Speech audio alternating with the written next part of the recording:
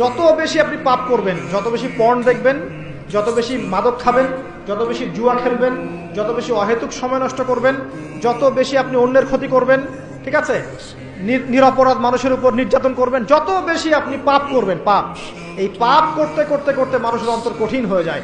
ইবনুল কাইয়্যিম রাহিমাহুল্লাহ বলেছেন যে পাপ করতে থাকলে মানুষের অন্তর কঠিন হয়ে যেতে থাকে, এবং ইস্তেগফার আর জিকির করলে গিয়ে মানুষের অন্তর আবার নরম হতে থাকে।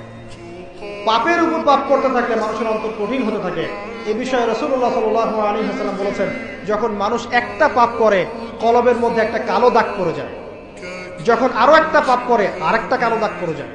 এইভাবে যখন পাপ করতেই থাকে তখন পুরো কলবটাই কালিমা পূর্ণ হয়ে যায়। এই অবস্থায় যদি সে তওবা করে আল্লাহ পাক মাফ করে দিবেন। যদি এই অবস্থায় তার মৃত্যু হয়ে যায়, তার আত্মাটা থেকে দুর্গন্ধ বের হতে থাকে, যে আত্মাটা কবজ করতে পর্যন্ত মালাকুল মউত মানে ঘৃণা পোষণ করে।